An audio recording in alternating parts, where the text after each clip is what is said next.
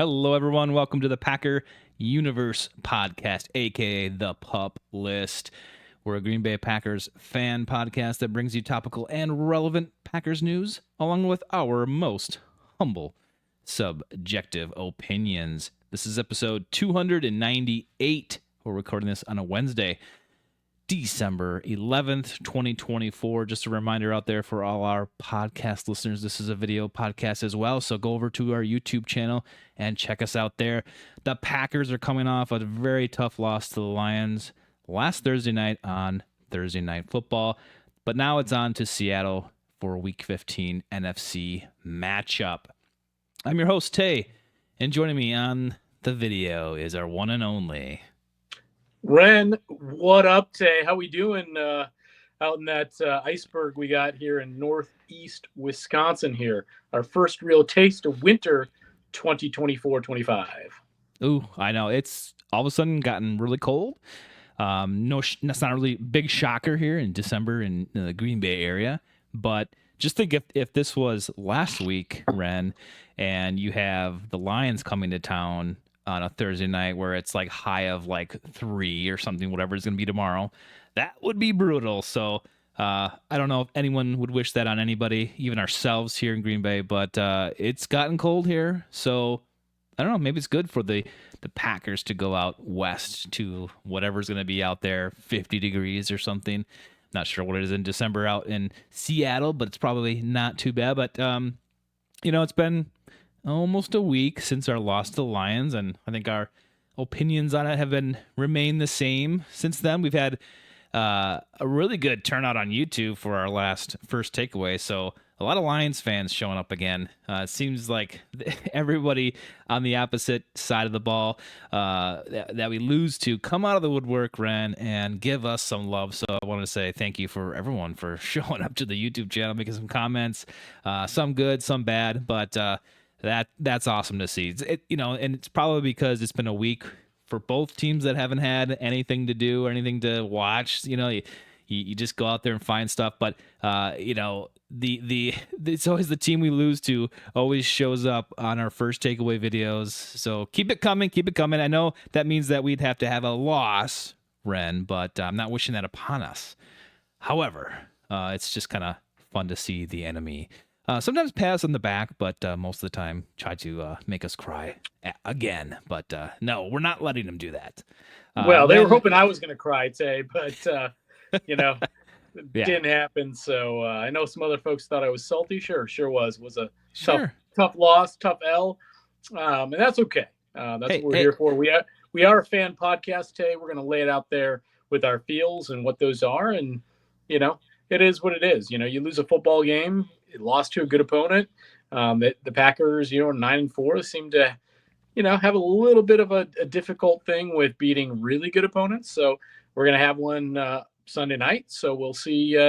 Finally, they get this thing up over the hump on teams over 500. So they need to get it going.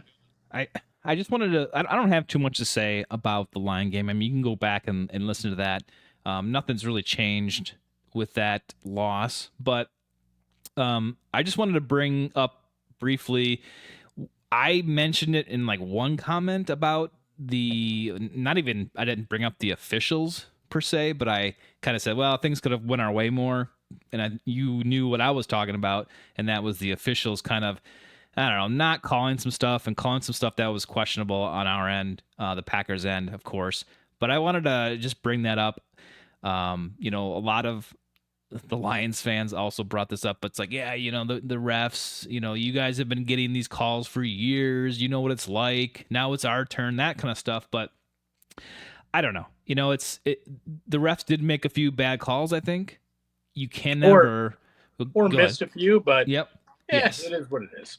I'm not gonna hang their L hat on that today. Yeah, and I agree with you. I mean, I think when you talk about like a balance of calls, over a lifetime of a franchise, and that's supposed to influence the wins and losses, it's like, come on, move on.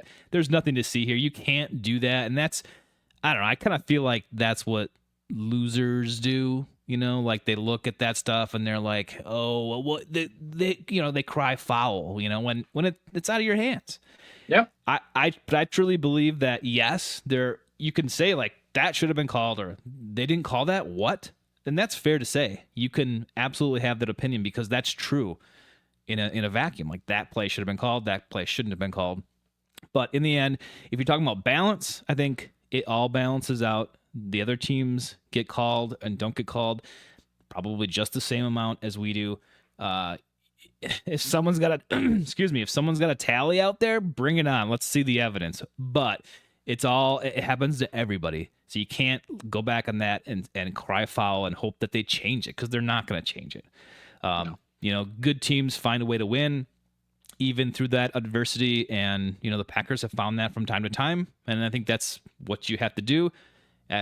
Coach Matt LaFleur has to say, look past it. That's not our business. We can't change that. We have no power over that. So move on. So and maybe it's his job to design plays where you don't get caught, or it's good designing pick plays that don't look like picks, whatever you got to do. I mean, maybe that's on the coaches to do that. So yep. I just wanted to bring it up, but we were talking off the mic, Aaron Glenn is really good at maybe, pulling out a piece that he can manipulate, and that's just coaching. That's gamesmanship. And Watson got called on it. Wasn't really a thing, we think, but hey, inevitably be better in the middle of the field. I mean, listen, they screen the Packers to death at times. Be better at that. You could point at this, you could point at that, but the reality is there are a lot of things the Packers didn't do well there, and that's part of the reason they lost a football game. That's it. Yeah. So, on to the next opponent. That's the way life is, and you can't sit here and cry about it. Oh, if this would have went our way or that, that's crybaby stuff, and that's certainly, as an organization, as a coach, and other coaches in the locker room, you would never want to talk about that stuff and seem like you're a sore loser. That's not, you just gotta, accept what it is and move on to the next. The only thing I kind of came out of that game that I'm a little worried about, Ren, is that that Packers defensive secondary that kind of got depleted during the game. And if you look at the injury report that came out today, the only one not practicing, like did not participate, is Javon Bullard. He had an ankle, and like you kind of mentioned off mic before, he left in a boot, and I don't know what the severity of that injury is. It obviously didn't look good at the time last Thursday night, but he was the one that came in for Williams. Or I mean, they do play, sometimes together in tandem. But Williams was the guy that was in there, and he left. And he's in concussion protocol along with Romeo Doubs still. So those two are practicing today, but they aren't like necessarily passed. And then you got Javon Bullard, who's I doubt he's playing. He did not participate today. No.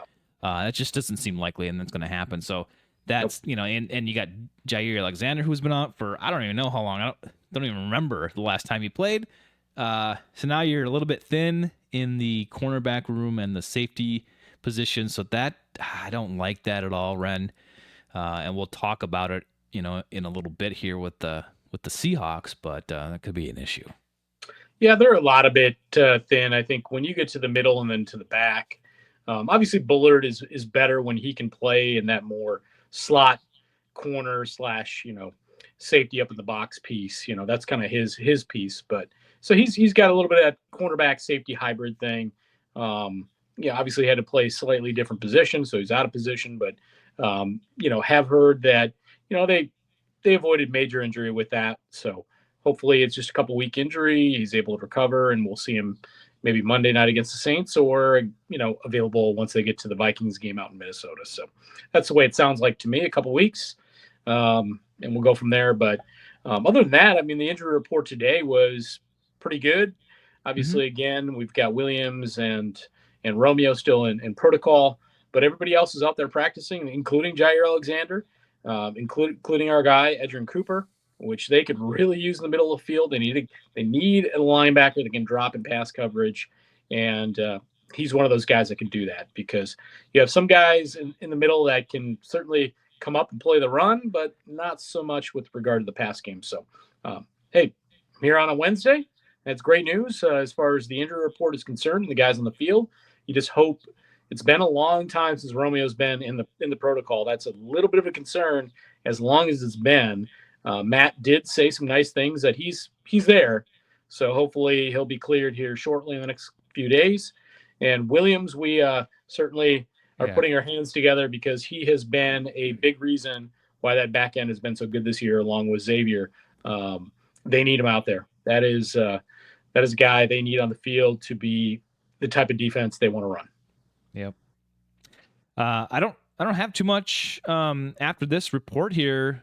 Besides getting to this Seattle game, do you have anything else do you want to chat about before we get to that? Not really. Again, Tay, it was a competitive football game. Didn't turn out the way we'd like it to be.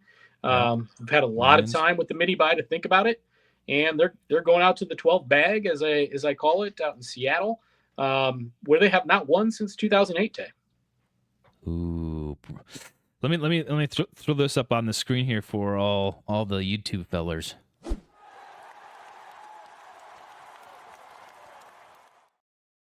Oh yeah, little game day preview. We're going out to Seattle. Ren, the 12th bag. Like what are you talking about? Where did that come from? What's going on? Oh, it's a 12 man. Tay. They're bags. Man. You can put a D in front of it. They're bags. They're the Seahawks fans. We don't have a lot of love for those guys out there, Tay. Yeah. Oh, yeah. It's been tough from the fail Mary to I don't even want to. I'm gonna say it. 2014, Tay, up 17-9. House of Horrors thereafter, losing overtime. We know what that game meant. It's been tough out in Seattle, no doubt. Well, what also is tough here is what was announced is they're wearing these uniforms, Ren. Yeah, they're wearing. They call that the power action green. Action green. So it's like the dark blue helmet, but it's the bright green. Everything else. Mm-hmm. Here's their little their scene here on their website, but then this is a picture of actual Geno Smith in the outfit here. I'm on the no camp on this one. I think it's going to be super distracted to the eyes. I know that some people out there are kind of split on it too. I don't really like it. It's just too flashy. It's like if we had all yellow, but in a better way, I think. I don't know. But it's god awful. Their throwbacks that they brought out this year, those are great. Love the old helmet. Oh yeah, love that silver old Seahawk look from the early 90s. That's beautiful. That thing, that's an abomination. No, thank you. Don't care for it. We're gonna stare at it on Sunday night, and hopefully have a good win and be able to make fun of that. Like I said, that abomination. What it's like, awful. And they're telling us, the fans and the media, that we're gonna wear our white tops, our normal white away jersey, and I don't even at that point with that green covering, we should be able to wear our home green, and it'd be totally distinctive between the two greens. But we're gonna wear white, and I think it's gonna look bad. But whatever, they want to do that, go ahead. Yeah. The big action green machine. Their home game, man. Let them do what they want to do. So well, the Seahawks, Ren, they're 8-5. They're in the top of the NFC West division. I mean, they're the Rams are one game under them at 7-6, and then you have 6-7 for Arizona and San Fran. Seattle just beat Arizona. They kind of beat up on Arizona last week. But they're good win down there in Arizona. Yeah. Yeah, I mean, they're top of the division. That's where they want to stay. Obviously, they'll get into the playoffs that way, right? Someone's going to get in the playoffs from the NFC West, and they're thinking it might as well be them. So they're playing for a lot too, and this is turning out to be I think another test game for the Packers. You gotta show up this week. You gotta beat this team if you want any chance of remaining in that top 7 for the playoffs. You gotta show up. So I'm glad that we've had this kind of mini bye here. A lot of the injuries are clearing up. We still have a few question marks, but we need all hands on deck. And this is a huge game, Ren, right? Oh, 100%. I mean, you come off the mini bye again. Unfortunately, you look at the 4 Packers losses. two are to the Lions, arguably the best team in the NFL at the current moment. One to the Vikings. I mean, Vikings we thought they might be mid or a little bit fake, and they just keep rolling with Sam out there, and dude's earned himself a free agent contract here in the offseason. And obviously the loss to the Eagles, who have won 9 straight, I believe, since week 1. So, you got to go beat a quality opponent in their house, and not an easy thing to do. But I tell you what, come Monday morning, the Packers don't win. You're going to hear a lot of negative things in Green Bay. They're not able to get over the hump. They've lost how many games now against quality opponents? They can't beat anybody good. It's not going to be a place that we're going to want to listen to for some time. I know obviously the Saints with Derek Carr not going to be available the following Monday, so they might have an easier test in Green Bay. But yeah, go beat a quality opponent today. This is a good football team. They've won 4 straight, and doing a lot of things well. Kenneth Walker, their number 1 running back, was out last week, and he's probably not going to play this week. I don't think he's going to be ready at all. But, Zach Charbonnet comes in, and guess what? 192 all-purpose yards. Huge day. 131 of those on the ground. I mean, the guy was just incredible in Arizona against the Cardinals, and, you got to give it to him. It doesn't matter with them. It doesn't this has happened before this season where Kenneth Walker has been out. Charbonnet comes in and just they don't lose a step. So this running back tandem is nuts. Yes, they'll do Walker first, and they'll heavily use him if he's available. But then they have a backup like that is crazy. So you have to worry about both regardless. Yeah, I mean, they don't quite split it the way Detroit does. But Walker, again, stuff I was reading today with the Seattle beat, with the Green Bay guys as well. I would be shocked if Walker's available. So I mean, they're going to have to key. They're going to have to key on Charbonnet. And listen, that's the one good part of the Packer defense so far this year, Tay, and that is the rush D. They're 9th in rushing allowed overall. They're 7th in yards per carry. That being the Green Bay Packers rush defense. Obviously held the Lions rushing attack in check. Before that, Devon Achane, and then obviously the 49ers. They've been very good over the last few weeks and throughout most of the course of the season. Where it's been bad, again, is the middle of the field, and you're going to have to deal with guys like Jackson Smith and Jigba, who plays out of the slot, Tay. That's kind of the Packers' crutch at the moment is just that. And he's had over 70 yards each of the last 4 games. So, I mean, be prepared, look out. That guy is going to try to burn you. He is their new number 1. Obviously, we know their big receiver, DK Metcalf is still good, still on pace for 1,000 this year, but not quite the guy he once was.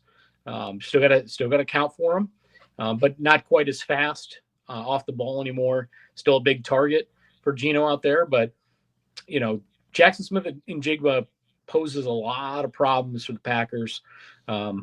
Where again, we watched Detroit just kill us with Amon-Ra and other guys from the slot last week. Yeah, and that's what kind of worries me here with that secondary. If we don't have the guys we want, I mean, again, that's no excuse. You need to have people ready, behind. So depth is important, but if Geno Smith is back there throwing all day, which historically this season he's been dropping back. I think one of the top teams to do that for passing. That might be an issue for us, especially when we can't continue to, cover the middle of the field very well. What do they have? Noah Fant for their tight ends. I think that's a position there that maybe they miss some of their alumni from time to time. I don't know, what Noah's stats are, but those receivers kind of make up for it. But yeah, that's a little worrisome. So you've got to get to Geno Smith and disrupt that stuff. I'd rather try to have them beat us on the ground for with the running game, but we'll see what happens. But you got to get to the Geno, and 100%. And that's one of those things you can do. Abram Lucas, their right tackle, 9 pressures, 2 sacks, 5 penalties. Over the last few weeks, he's not been good. The overall line itself in Seattle has not been good. Geno Smith has been sacked 40 times on the season. You mentioned him dropping back. When he has, I believe, over 3 seconds to throw the ball, he's over 70% completion percentage. So it's about, if he's got time, he's going to find somebody. When he doesn't, 14 TDs, 12 picks on the season. You're not talking about otherworldly stuff. You're talking about a pretty pedestrian, middle of the pack, back end type of quarterback. But he can beat you. And again, Seattle is, listen, they're 8-5 for a reason. They're not a bad football team, Tay. Geno's a game manager, and when he's given enough time, he's going to find it and he's going to pick you apart. And that's another concern with the Green Bay Packers. And that is, when we talk about pressure rates, the Seahawks have 5 players with more than 30 pressures on the season. The Packers have 1. And you know who that 1 is, Tay? I think it's Mr. Gary, right? That is Rashawn Gary. Rashawn because Gary. We traded the other guy away. Probably that would have the same. Be number 2, maybe. Again, did he fit the system? He wanted out. Who cares? At least he was doing stuff. No foul there. They've got Leonard Williams. That's a name that comes to everybody's mind. He's been in the league for just a minute here, as the kids say, Tay. Draymond Jones, Boye Mafe, Derek Hall, former Packer Jaron Reed, who's also a former Seahawk, and then again a Seahawk. Another guy for them, Byron Murphy. He had 4 last week himself. So, and that's throwing another guy into the mix. So almost 6, but we've got 1.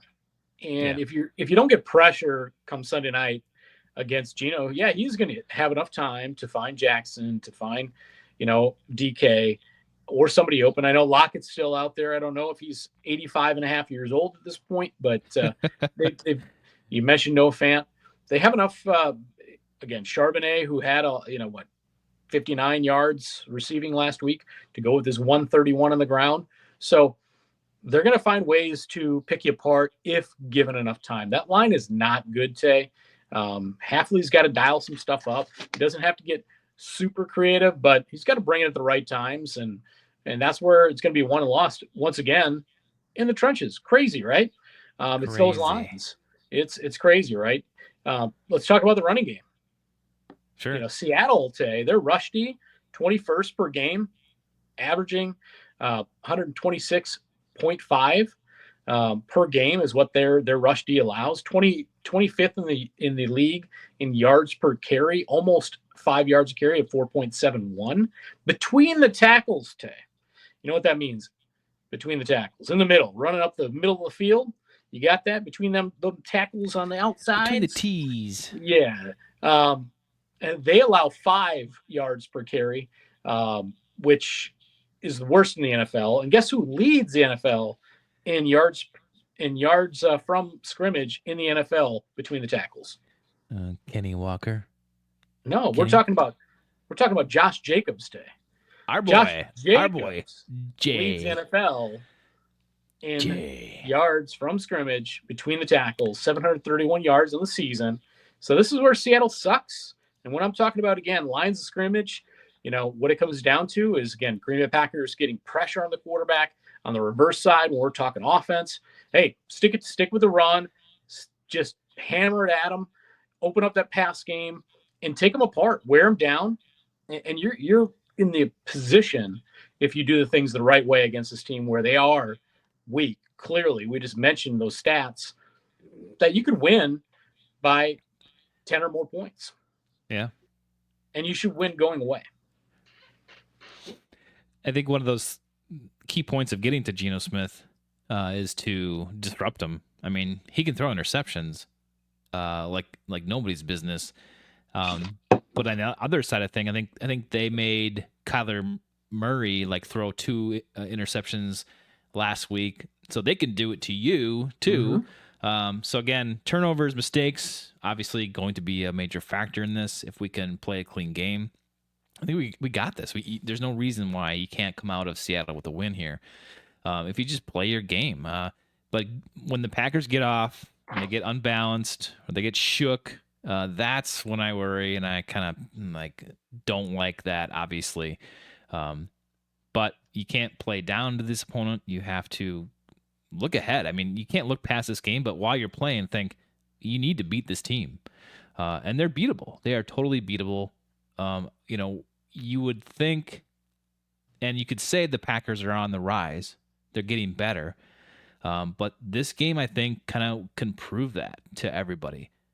That they're on the trajectory that they were on last year to launch them into the playoffs. So we'll see. I think that's why I kept saying, or I did say before, this was a kind of a big test for the Packers to see what they're made of. I mean, yeah, they went toe to toe with the Lions. Great. Okay, now what? Now go take care of business against a team that's probably lesser than the Lions, and you should beat them, right? Yes, I think you should. Yeah, I mean, you're in their place, so that it's a loud environment in Seattle. It's an outdoor environment, but it's always been one of the louder outdoor venues in the NFL. But again, as we talked about, it's really about these D lines and work that running game right up the center of that Seattle line, run between the tackles, and have that pass game set to go where you're not allowing those guys that have gotten a lot of that quarterback pressure throughout the course of the year. Don't allow them to number one, get comfortable saying, oh, the Packers aren't running the football, so we can just kind of pin our ears back and get after Jordan. Get comfortable with the run game, open up the pass game, and really should work out to Green Bay's advantage. Jordan has been clean the last many weeks with regard to the turnover balls, so we need him to continue to do that. It's vastly important. And if he does, he stays out of that turnover piece. Again, I don't see why they don't win by 10 or more come Sunday night. Yeah, I mean, it's been, I think, since the Chicago game where he threw that interception, the last one. That seems like a long time ago right now. Yep. So that's great. I mean, and this is when you want him to do that, to go on a streak of no interceptions is late in the season here. I mean, yeah, we got a few more weeks left, but still, yeah, you can't give the ball away. And I don't know if he's learned this.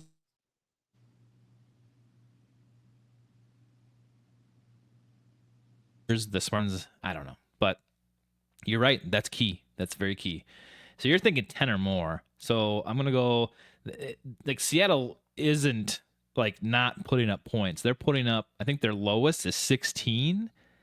No, they're not. That's the lowest is like 10. I think they've averaged during their win streak. They're averaging about 26 points per game over that same course of time. The Packers, even though we have an L in there, over the last 4 games have averaged over 30 points a game. Yeah. So does that continue? I think they at least get into the 20s. I'm going to say, Seattle 24, Packers 30. We walk out of there with the win. We're able to, I don't know, just put up points like we have been. I think we can on the ground. I mean, Josh Jacobs almost had like 4 touchdowns last week. So it's very capable. And I think I really hope Romeo plays. I really want him to play. That would be key to me for the receivers.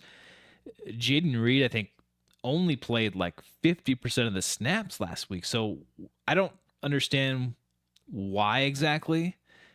That's a game plan thing, but like that's got to change, right? Yeah, I think he had 1 target last week. He's under 30 yards a game the last 4 games today. This is like one of your main staples of offense. And Matt was asked about it. He said, well, there were some plays, in that first half. And unfortunately, you look at some of the plays that developed, we just couldn't get the ball to him. I didn't really like the explanation. He just has not been involved in the overall game plan enough. Yeah, what's with that? What is with that? You're seeing a lot of stuff go to Christian, which is great. Yeah. His production has gone up drastically over the last 3 games where, Reed's has fallen off. But Reed is, that middle of the field, that slot piece, they need to get that going. You get him the ball in space. That's where he thrives. And once you do that, I mean, let him get in the open field and cook, Tay. They've been missing out on that. And that is a note here I had in front of me on my little paper here was Jay Reed. Yeah. And how little the production's been over the last 4 weeks. So it's not excusable. You got to use the guy. He is their most talented wide receiver when we talk about any of these guys. So there's no excuse. Yeah. And hopefully we'll see a lot of that again, along mixed in with a lot of Josh Jacobs between the tackles day. So if those two things happen and Jordan stays out of the turnover area, I think they're in great shape. I would say 35-24. They win by 11 today, not 10. That's where I would go per the final score in this one. Okay. Yeah, just real quick on the Jaden Reed thing. It's like it that answer by Matt LaFleur kind of reminds me of when Adam Stenovich early in the year was like asked about why Musgrave was getting less time than Kraft, and he's like, oh, I saw that, we got to change that, and we're all like, what's that mean? And then all of a sudden you're like, yeah, Tucker's taking over, right? Plus the injury to Musgrave, but you just wonder, like, that's not really the answer we're looking for, and you know, evidence is on the field, right? When you're not seeing Jaden Reed do stuff when he's your most dynamic weapon, like something's wrong there. So hopefully this is just a misunderstanding, and he's going to be out there. He's going to be put into the game plan. But cripes, you know, that's not what you want, and it can't be true. So do something about it, Matt. Do something. But it has been true, and yeah, I know. And you're like, huh? Here, let me get my head here to scratch it. Musgrave, he got his 21-day IR window open. He's practicing. Yeah, he's practicing. Yeah. What do you think about that? Is he contribute in any way down the road? Are we fine with just, you know, kind of one guy? And you got Sims out there from time to time, but you know, you basically got one guy, and he's still doing pretty good. Yeah, Tuck's had, I think, 3 touchdowns in 3 games consecutively. That would be nice to have, you know, 2 tight end personnel out there. We'd love to see it. Obviously, is that ready for prime time Sunday night? Probably not. But I'd like to see, you know, over the next few weeks, them start to work on some different looks. Doesn't mean they're giving up the playbook to everybody as the Packers make their way towards the playoffs. But let's work on some things, and let's get Stokes out of the lineup. And again, let's bring up Kalen King from the practice squad today. Again. You know, the back end of that D with regard to cornerbacks is definitely something they're going to have to address that they completely ignored generally in the 2024 draft. You know, we're going to talk to some folks that know it better, you know, in the offseason, but I really think, you know, that they're going to spend some heavy draft capital there. They generally don't get it right year to year when they do take guys in the first round. Obviously, Stokes, I think, was the right pick at the time, but unfortunately, those injuries just took all the speed and the ability to play the way he could play then was gone. And again, he's not going to be on our football team next year. So let's give guys, you know, if you don't have enough in the middle at times, throw Tyron Hopper out there.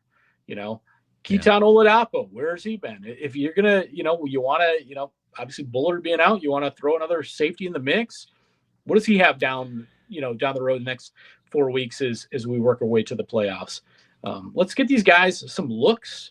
I seriously think they need to do that, and let's start working on some different wrinkles. Maybe get aggressive. You're right. They've been a little soft and conservative over the last few, 4 to 8 weeks. They need to like go out there and try some new stuff out, and get ready for a run, because if you're gonna make, if the other team's gonna make a completion on Stokes, why not give someone else that completion and get some experience? Because you see Stokes giving up touchdowns like pretty frequently. Yeah. Again, unless Kalen completely sucks, then no, don't bring him up. But why is he on your practice squad then? Go nab somebody off somebody else's practice squad like you did with Rasul Douglas all those years ago, and let's go. But and I think Kalen's been elevated a couple times too. What's that? I think he's been elevated a couple times to the 53-man roster. Kalen.